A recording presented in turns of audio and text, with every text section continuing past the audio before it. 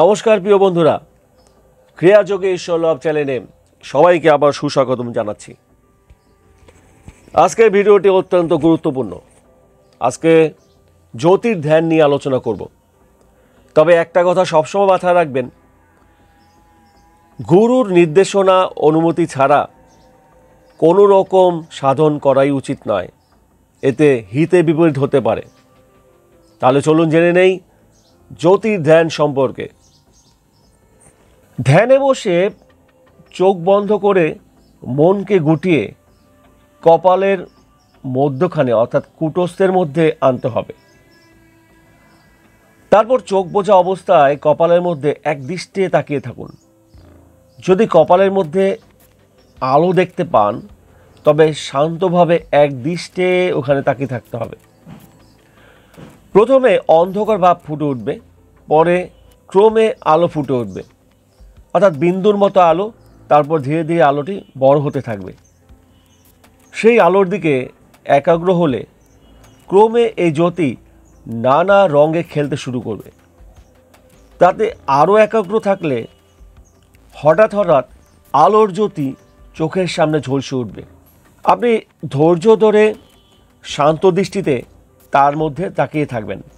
জ্যোতি তখন আপনার সামনে নানা রূপ ধরে দর্শন দিবে। কখনো ভয়ঙ্কর দর্শন, পশু পাখির দর্শন, দেবদেবী, কখনো মহাপুরুষদের দেখতে পাবেন।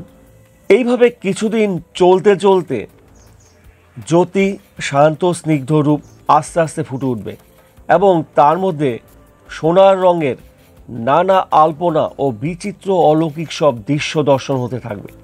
কপালের মধ্যেই আকাশ, গ্রহ নক্ষত্র সকল দর্শন হবে।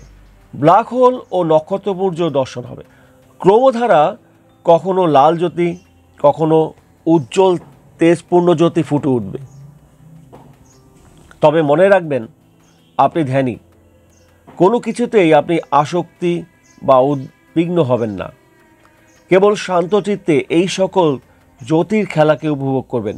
যদি সেইভাবে কপালে জ্যোতি ফুটে না ওঠে তবে দুই হাত দিয়ে দুই চোখকে নিয়ম মতো চেপে ধরলে কপালের মধ্যে তা অবশ্যই ফুটে উঠবে। তবে চোখ বুজে জ্যোতির ধ্যানের আগে কিছুদিন ঘরকে অন্ধকার করে একটি ধূপকাঠি জ্বালিয়ে ওই জ্বলন্ত ধূপকাঠির আলোর দিকে একদৃষ্টিতে তাকিয়ে থাকতে পারেন এবং যতক্ষণ না ধূপকাঠির মৃদু আলোর দৃষ্টি সাধনে ব্যাঘাত না হয় এবং যতক্ষণ না ধূপকাঠির শেষ হচ্ছে ততক্ষণ ওই দৃষ্টি সাধন ছাড়বেন না। দেখবেন আস্তে আস্তে ধূপকাঠির চারিদিকে জ্যোতির ঘিরে ধরেছে। যত তাকিয়ে থাকবেন তত জ্যোতি নানা রঙে খেলা করছে।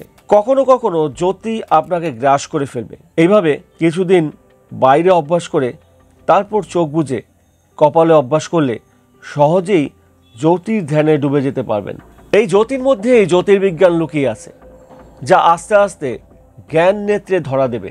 এই জ্যোতির ধ্যান সাধনা নিয়ে অনেকের এমন অভিমত আছে যে তারা সাধনের প্রথম দিকে অল্প বিস্তর জ্যোতি দর্শন করত, এমনকি তারা আরও এগিয়ে যেয়ে নানা রকম রূপ দেবদেবীর এবং মহাপুরুষদের দর্শন করত, কিন্তু পরবর্তীতে বহুদিন যাবত তারা আর কোনো দর্শন পাচ্ছে না।